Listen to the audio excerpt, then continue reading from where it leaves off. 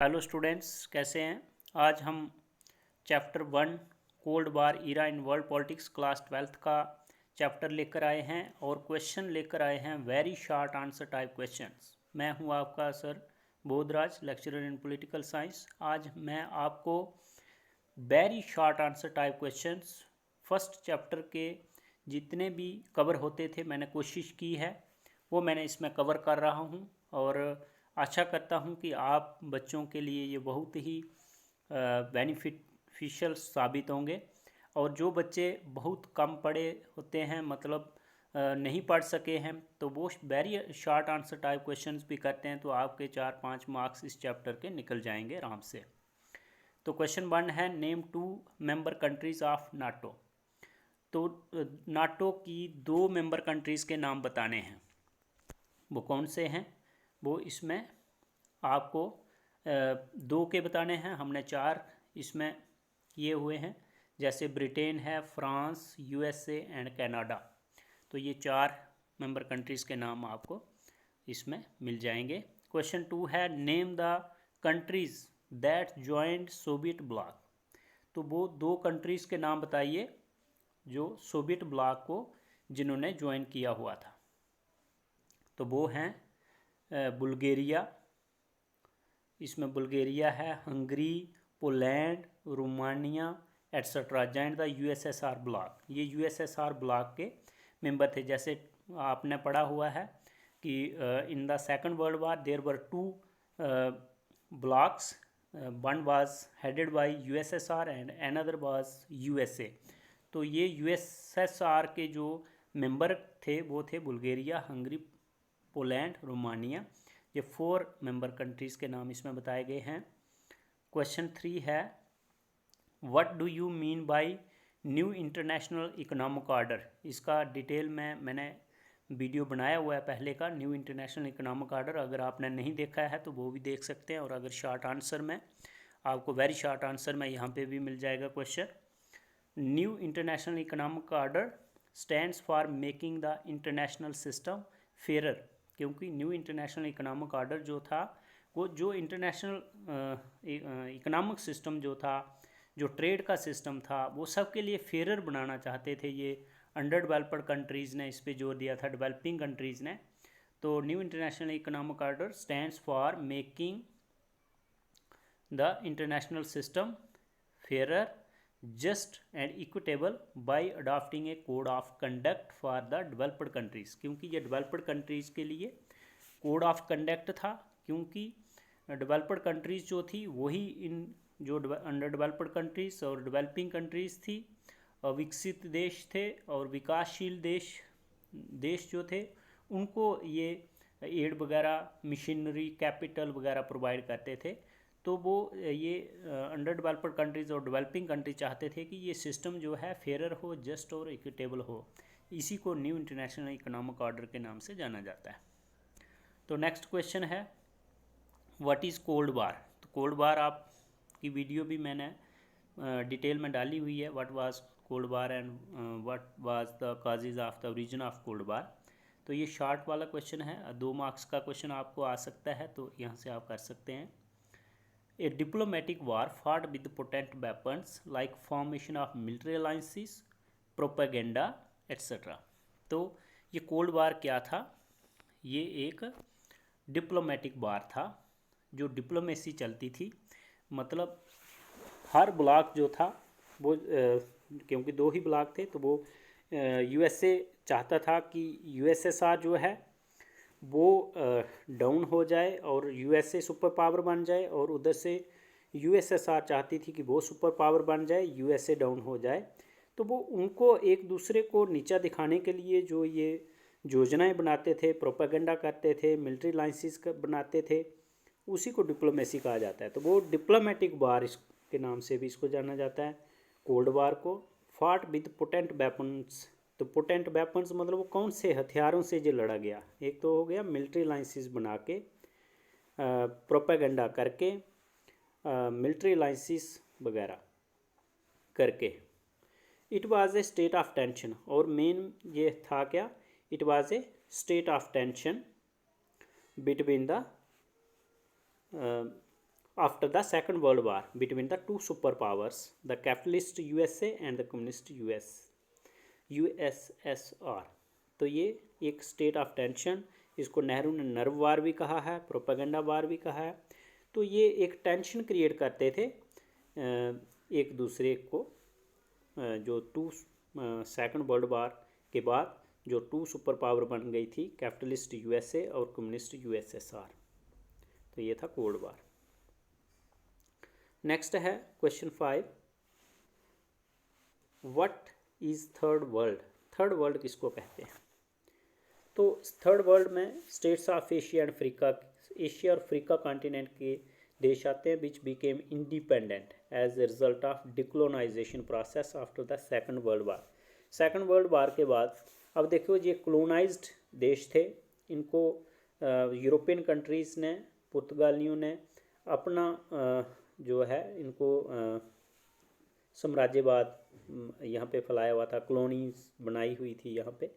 तो जब ये देश आज़ाद हो गए, इंडिपेंडेंट हो गए, तो भी इनको डिकोलोनाइजेशन के प्रोसेस में रहे। डिकोलोनाइजेशन मतलब ये देश जो थे वे दूसरे देशों के ऊपर डिपेंड थे, डेवलप्ड कंट्रीज़ के ऊपर डिपेंड थे, और वो जो प्रोसेस चल रहा था उसी को डिकोलोनाइजेशन कहा जाता है कि वो पूरी तरह से इंडिपेंडेंट हो गए थे, लेकिन फिर भी मशीनरी, कैपिटल और बहुत सारी चीज़ों के लिए ये इन पे डिपेंड थे। ठीक है, तो ये हो गए थर्ड वर्ल्ड के देश, एशिया और अफ्रीका के जो इंडिपेंडेंट हुए देश थे। तो क्वेश्चन 6 है, what is Warsaw Pact? Warsaw Pact क्या है?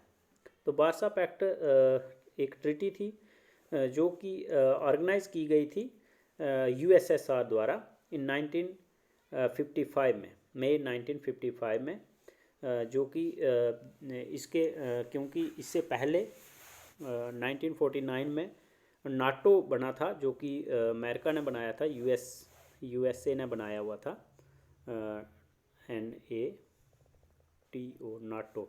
तो नाटो के अगेंस्ट जो है यूएसएसआर ने बनाया था वार्सा पैक्ट, तो इसको वार्सा पैक्ट कहा जाता है। The Warsaw Treaty Organisation was established in May 1955 by the initiatives of USSR. It was a treaty of friendship, ये फ्रेंडशिप की ट्रीटी थी। Cooperation and mutual assistance was signed for a period of 20 years. जो इस Warsaw pact के country थे उनके बीच में 20 साल के लिए फ्रेंडशिप और कोऑपरेशन की ये ट्रीटी हुई थी। The main aim of Warsaw Pact was the counter the impact and influence of NATO. NATO की फुल फॉर्म है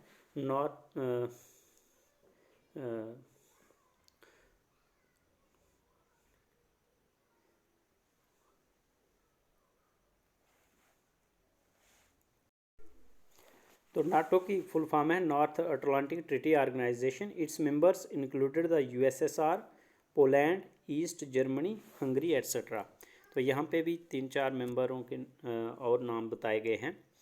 तो नेक्स्ट है व्हाट इज़ नाटो? तो नाटो था क्या, नाटो है क्या? तो ये नॉर्थ अटलांटिक ट्रीटी ऑर्गेनाइजेशन इसकी फुल फॉर्म है। इट वाज फॉर्म्ड इन 1949 में ये बना था।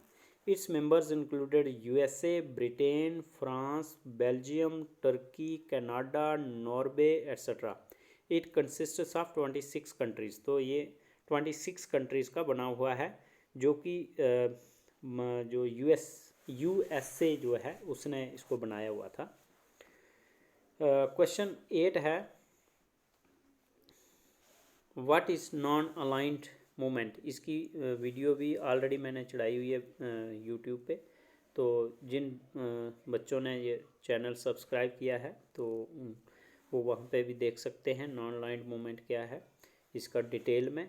और शॉर्ट में, policy of pursuance of an independent approach in foreign policy bye not joining any military और सुपर पावर अलाइंस। 1 या 2 नंबर का अगर क्वेश्चन आए तो आप यहाँ से लिख सकते हैं कि नॉन अलाइंड मूवमेंट क्या था। तो नॉन अलाइनमेंट एक इंडिपेंडेंट अप्रोच थी थर्ड वर्ल्ड कंट्रीज़ की, जिसमें इंडिया भी आता है, और ये चाहते थे कि ये जो मिलिट्री अलाइंसेस बन रहे हैं वर्ल्ड में वो इससे दूर रहें, वो इसको ज्वाइन नहीं करेंगे, ना ही यूएसएसआर के साथ, ना यूएसए के साथ, और एक इंडिपेंडेंट इन्होंने ये पॉलिसी अपनाई, अपनी फॉरेन पॉलिसी, और किसी भी ब्लॉक को ज्वाइन, किसी भी सुपर पावर के साथ ज्वाइन नहीं करके एक नई पॉलिसी बनाई जिसका नाम था नॉन अलाइंड मूवमेंट।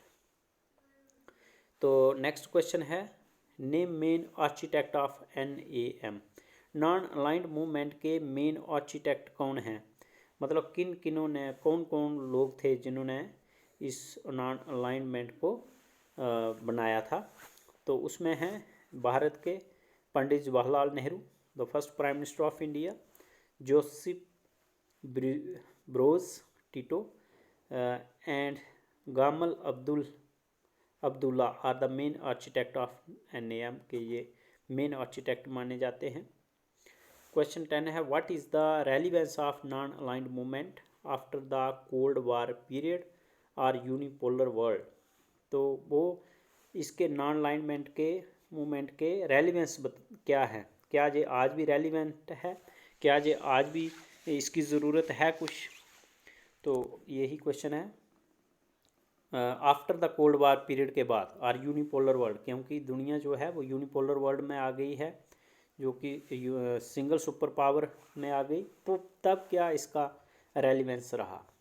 तो फॉर सिक्योरिंग, ये 3 पॉइंट इसके लिए दिए गए हैं। फर्स्ट है, for securing a place of dignity and capacity for developing countries. Developing country के लिए एक डिग्निटी की प्लेस सिक्योर ये करता है, और अपनी कैपेसिटी दिखाने की, क्योंकि डेवलपिंग कंट्री भी दिखाना चाहती हैं डेवलप्ड कंट्रीज़ को कि वो भी किसी से कम नहीं है, और उन्होंने भी एक नई फॉरेन पॉलिसी वर्ल्ड को दे दी, और एक रेलिवेंस तो ये है। सेकंड है, फॉर द प्रोग्रेस ऑफ डिसआर्मामेंट, और इससे डिसआर्मामेंट जो है वो भी कहीं ना कहीं डिसआर्मामेंट हुआ है इससे, मतलब आर्मामेंट्स की जो रेस थी वर्ल्ड में, प्रोग्रेस थी, वो कम हुई है। और for the establishment of new international economic order, तो न्यू इंटरनेशनल इकोनॉमिक ऑर्डर को भी इसने एस्टैब्लिश करने में अपनी भूमिका निभाई है। तो नेक्स्ट क्वेश्चन आता है, what does USSR stand for. USSR की फुल फॉर्म क्या है।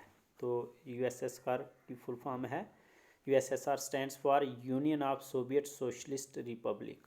1 मार्क्स का क्वेश्चन आ सकता है। नेक्स्ट है question number 12, why did superpowers were trying to win over smaller countries. अब देखिए, ये जो सुपर पावर कंट्री थी, USSR हो या USA हो, ये छोटे कंट्रियों को क्यों अपने कब्जे में करना चाहती थी, मतलब अपने फेवर में करना चाहती थी। तो इसका आंसर है, smaller states natural sources such as oil, minerals etcetera were at the disposal of superpowers. ये चाहते थे कि जो ये ओपेक कंट्रीज़ हैं, जो नेचुरल ऑयल जिनके पास होता है, मिनरल्स वगैरह इन कंट्रियों के पास हैं, तो वो अपने हिसाब से उनको चलाएं और अपने फ़ायदे, क्योंकि हर कंट्री इसमें, जैसे हर इंसान का सेल्फ इंटरेस्ट होता है, इसी तरह कंट्रियों का भी सेल्फ इंटरेस्ट होता है। तो वो चाहते हैं कि जो वर्ल्ड के रिसोर्सेज हैं वो उनके कंट्रोल में हों और अपने हिसाब से उनको वो यूटिलाइज करें। Second, smaller states allowed their territory for the use of base by the super powers. और स्मॉलर स्टेट्स जो हैं वो उनका जो बेस, उनको कहीं पे अगर लड़ाई आ जाती है, वर्ल्ड वार थर्ड हो जाता है, तो वो स्मॉलर कंट्रीज़ के जो मतलब टेरिटोरीज़ हैं उनको यूज़ कर सकती हैं अपना बेस बनाने के लिए सुपर पावर्स। और क्वेश्चन 13 है, what is Marshall plan. Marshall plan क्या है या क्या था।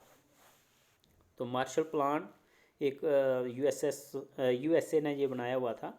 Former US secretary of state George Marshall इसका पूरा नाम था।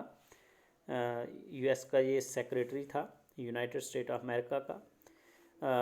इसका नाम था जॉर्ज मार्शल। इन्होंने एक प्लान अनाउंस किया था, एक इकोनॉमीज जो थी उनको रिकन्स्ट्रक्ट करने के लिए। Plan Marshall announced a plan for the reconstruction of the economies of western and eastern Europe, western और ईस्टर्न यूरोप की, under the name of Marshall Plan. ये मार्शल प्लान का नाम इसको दिया गया इकॉनमीज़ को रिकन्स्ट्रक्ट करने के लिए। But the USSR strongly rejected it, लेकिन USSR ने इसको रिजेक्ट कर दिया था। नेक्स्ट है Cuban missile crisis. Cuban missile crisis occurred in 1962। ये आपने याद रखना है कि क्यूबन मिसाइल क्राइसिस जो है वो 1962 में हुआ था। और क्वेश्चन 15 है अफ़गानिस्तान क्राइसिस 1979। ये डेटें याद रखनी है। क्वेश्चन 16 है the Vietnam crisis 1954 to 1975। The Korean crisis कब आया? 1950 टू 1953। क्वेश्चन 18 है व्हाट वर द कॉन्सिक्वेंसेस और impact of cold war. Consequences क्या हुए या इम्पैक्ट क्या हुए, क्या असर हुए कोल्ड वार के दुनिया में। तो what were the consequences or impact of Cold War? The Cold War resulted in the emergence of bipolarity at international level. International level में बाईपोलरिटी आ गई, मतलब टू सुपर पावर्स जिसको कहते हैं कोल्ड वार के होने से। Second, it resulted in the creation of the feelings of fear. और इससे क्या नतीजा हुआ? फीलिंग्स जो थी, फियर की फीलिंग जो है वो आ गई, डर हो गया। टेंशन्स एंड इनसिक्योरिटीज़, मतलब वर्ल्ड जो था जो वर्ल्ड में एक डर की फीलिंग चल रही थी, टेंशन की फीलिंग चल रही थी और इनसिक्योरिटी, और डर यही था कि कब थर्ड वर्ल्ड वार जो है वो दुनिया में आ जाएगा। और थर्ड है cold war gave birth to the third party NAM. और इससे एक इम्पैक्ट ये हुआ कि थर्ड पार्टी जो थी वर्ल्ड में वो नॉन अलाइंड मूवमेंट आ गया। Non aligned movement, non aligned movement आ गया इसमें। नेक्स्ट है व्हाट इज बाईपोलरिटी। बाईपोलरिटी होती क्या है? ये 1 या 2 मार्क्स का आपको क्वेश्चन आ सकता है। तो बाईपोलरिटी जैसे मैंने बता दिया कि बाई का means two, polarity means power. तो बाईपोलरिटी मतलब टू पावर वर्ल्ड में, two superpowers means the presence of only two superpowers in the world. Question 20 what were the main issues and demands of new international economic order. New international economic order की demand क्या थी? What were the main issues, और issue क्या थे? तो ये इसके लिए भी आपको वीडियो ऑलरेडी मैंने एक बना के दी हुई है, न्यू इंटरनेशनल इकोनॉमिक ऑर्डर क्या था उसके बारे में।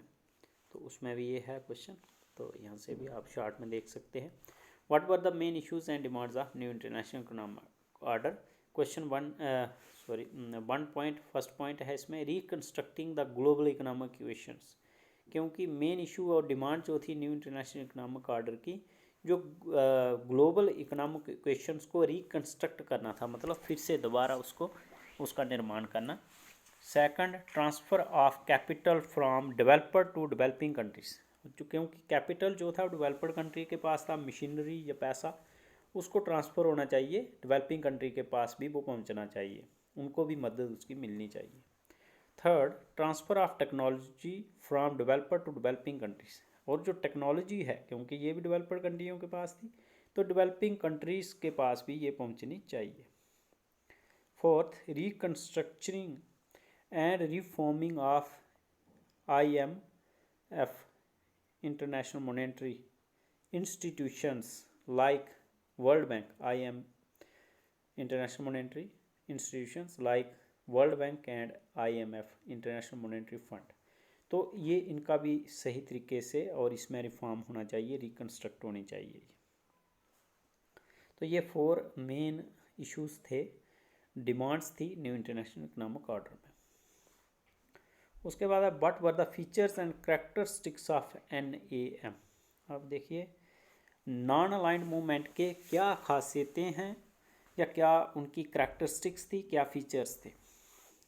फर्स्ट है aversion to cold war.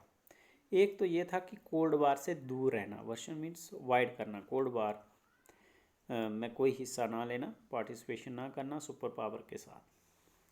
Second, oppose to military alliances, military alliances के से दूर रहना, किसी भी मिलिट्री अलाइंस को ज्वाइन ना करना। Third, against the spirit of warfare, और जो वॉरफेयर की स्पिरिट है उससे भी उसके खिलाफ हो जाना कि लड़ाई झगड़ा नहीं करना है किसी भी कंट्री के साथ। बिलीव्स इन पीसफुल, और इनका विश्वास था कि शांति बनाए रखना, कोएग्जिस्टेंस मिलजुल कर रहना और भाईचारा बनाए रखना, brotherhood, coexistence and peaceful. Believes in peaceful coexistence and brotherhood. Fifth, at present there are 120 members of NAM।